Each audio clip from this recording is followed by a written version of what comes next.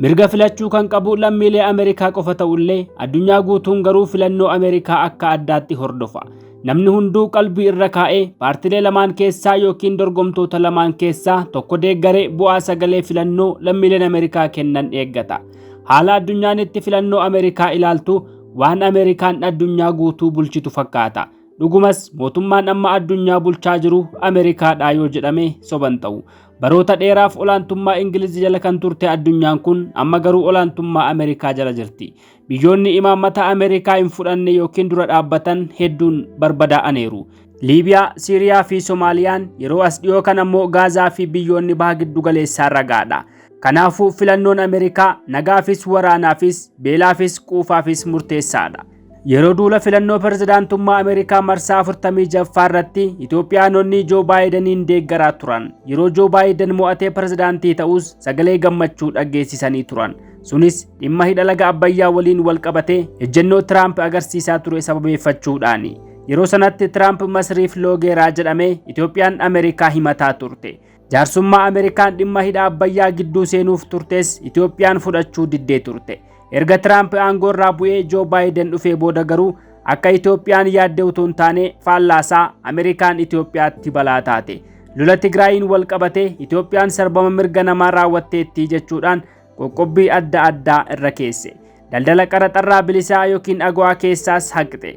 Itoophiyaanonni xalayaa adii gara masaraa adiitti barreessan garuu fala fiduu hin dandeenye.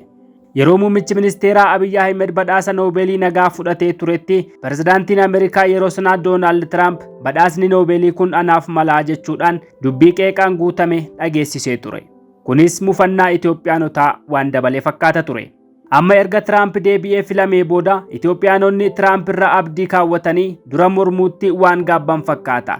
Tiraamp dhimma biyya namaa keessa seenuutti kan hin ariifanne ta'uu fi dhimma sarbama mirga namaa caalaa dhimma dinagdee Ameerikaa guddisuu irratti waan xiyyeeffatuuf qoqqobbiiwwan Itoophiyaa irra kaa'aman irraa haquu danda'a jedhamee yaadama.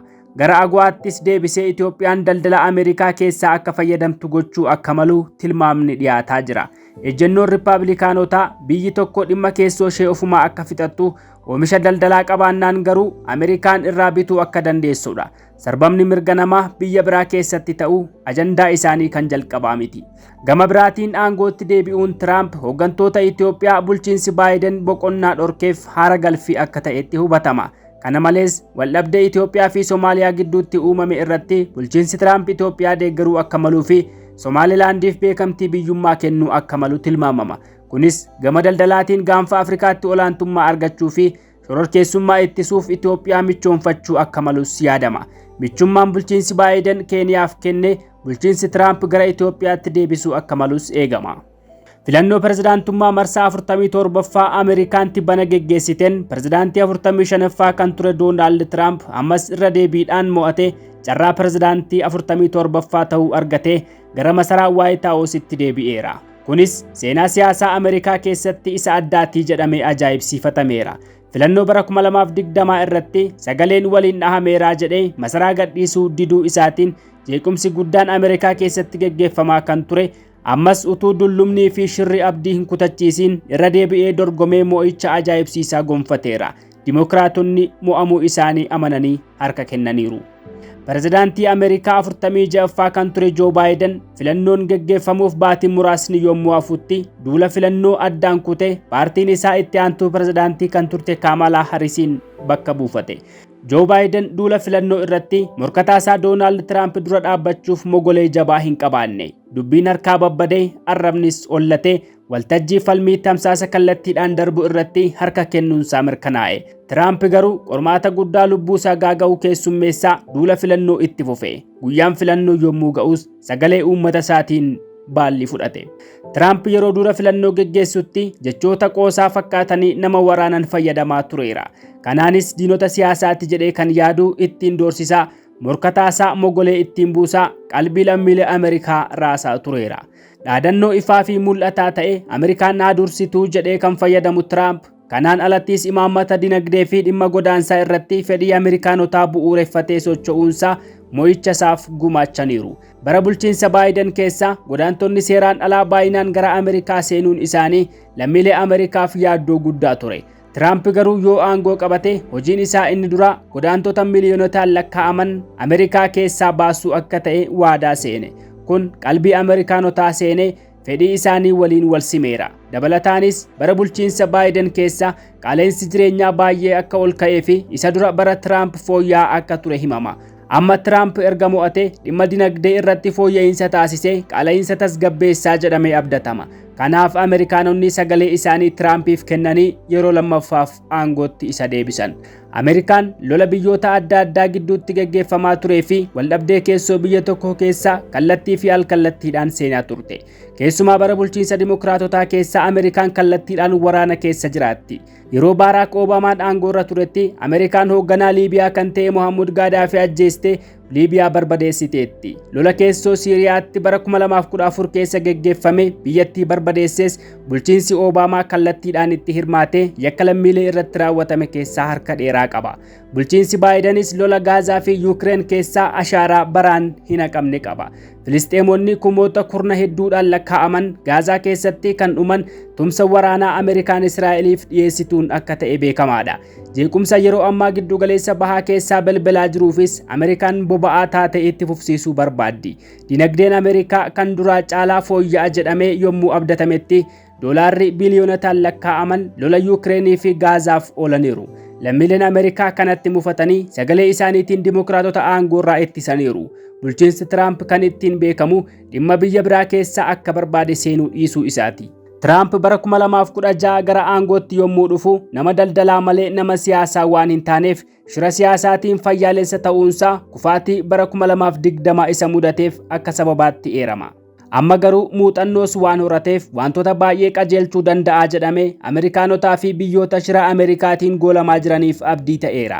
Erga aangoo gadhiisee booda himannaawwan yakkaa gara 100tti siqan irratti banamee kan ture yommuu ta'u, manni murtii himannaa kana irraa hir'isuudhaan gariin maallaqaan akka adabamu taasiseera. Tiraamp Ameerikaa guddummaa isheettiin deebisaa jedhee yommuu dhaadatutti, Dimokiraatonni garuu Tiraamp sirna dimokiraasiif yaaddoo akka ta'e amanu.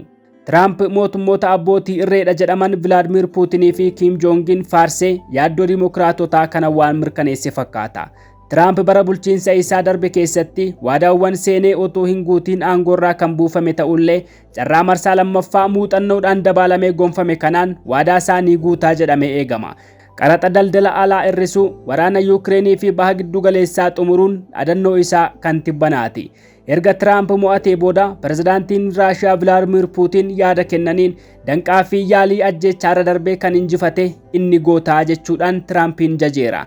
Fuuldurattis waliin mari'achuu akka danda'anis pirezidaantonni lachuu dubbataniiru. Namoonni siyaasa addunyaa xiinxalan garuu akka jedhanitti Puutiin tooftaadhaan Tiraampiin gowwoomfachuu malaa jedhu. Tiraamp waraana Raashiyaa fi Yuukireen gidduutti gaggeeffamaa jiru guyyaa tokkotti akka dhaabu dhaadatullee pirezidaantiin Yuukireen Volodymyr Zeleniksiin garuu karoora Tiraamp waraana kana dhaabuuf qabatee jiru hin beeku jedha. Mootummaan Ameerikaa Yuukireeniif meeshaa waraanaa fi deeggarsa adda addaa taasisee Raashiyaa lolchiisaa kan jiru ta'ullee Tiraamp garuu lola dhaabsisuuf waadaa gale keessatti Yuukireeniin harka kennachiisuu malaa jedhamee sodaatama. Dimokiraatonni Ameerikaan tumsa Yuukireeniif taasiftu dhaabuu akka hin qabne kan barbaadan ta'us Tiraamp garuu qabeenya Ameerikaa waraana irratti qisaasa'uu akka hin qabne amana. Kanaafuu deeggarsa Ameerikaan waraana biyyoota adda addaaf taasiftu dhaabsisuu malaa jedhamees yaadama. Lola Tiraamp dhaabuuf waadaa galan keessaa kan biraan lola baha giddu galeessaa keessatti gaggeeffamaa jirudha. Lola kanaan Israa'el deeggarsa Ameerikaatiin balaa buusaa jirti. Tiraamp Israa'el waliin michummaa gaarii kan qabudha. Faallaa kana Hamaasii fi Hezbollaa deeggartee kan lolchiistuu fi ofiis Israa'eliin lolaa kan jirtu Iraan waliin hariiroo gaarii hin qaban. Oomisha nuukileerii waliin wal qabatee Tiraamp Iraan irra qoqqobbii cimaa kaa'ee ture. Yaalii ajjechaa Tiraamp irratti bara kana irra deddeebi'ee gaggeeffame keessaas Iraan harka qabdii jedhamee tilmaamama. Tiraamp bara bulchiinsa isaa darbe keessa ajajaa waraanaa Iraan kan humna guddaa qabu Qaasim Suleemaan ajjeesiseera. Kanarraa ka'uudhaan ammallee Ameerikaan Israa'eliin deeggartee lola itti fufsiisuu akka dandeessu tilmaamama. Tiraamp amantii kiristaanummaa hordofuu fi wangeelatti amanuu isaatiin imbaasii Ameerikaa kan Israa'el jiru magaalaa Teel Aviv irraa gara Yerusaalemitti jijjiiree ture. Kana gochuu isaatiin hordoftoota wangeelaa biratti jaalalaa fi kabajaa guddaa argateera. Muummichi ministeeraa Israa'el Beniyaamin Netanyahuun Tiraamp michuu gaarii Israa'el White House keessaa qabdu jechuun jajataa turan. Tiraamp waraana jibbuu isaatiin garuu lola amma Israa'elitti jirtu kana itti fufsiisuu dhiisuu malaa kan jedhus yaadni jira. Tiraamp michuu gaarii Israa'el ta'uu dubbatee kan ture Beniyaamin Netanyaahuun amma erga Tiraamp deebi'ee dhufee garuu waan Netanyaahuun barbaadu hunda kennuusaaf wabiin hin jiru jedhameera. Filisxeemonni Gaazaa Tiraamp lolicha dhaabsisuu danda'a jedhanii abdataa jiru. Gama biraatiin Dimookiraatonni filannoo alanaa mo'amuu isaanii amananii pirezidaantii haaraatiin baga gammaddee jedhaniiru. Sagalee uummanni kennee pirezidaantii isaa filatee kabajanii kan fudhatanii fi karaa nagaatiin aangoo dabarsanii kennuufis qophii akka ta'an himan. Pirezidaantiin Ameerikaa Joo Baayiden filannoo kana mo'amneerraa erga jedhanii booda abdii kutachuu akka hin qabnes dubbatan. Filannichatti mo'amuu kan hin gammanne ta'ullee sagaleen uummataa kabajamaa ta'uu mirkaneessan. Morkattuun Tiraamp Kamala Harris mo'amuu ishee amantee pirezidaantii haaraaf ergaa baga gammaddee dabarsiteetti. Tiraamp deebi'ee White House seenuuf baatiiwwan 2 oltu isa hafa. Tarkaanfii inni fudhachuu danda'u fuulduratti kan ilaallu ta'a.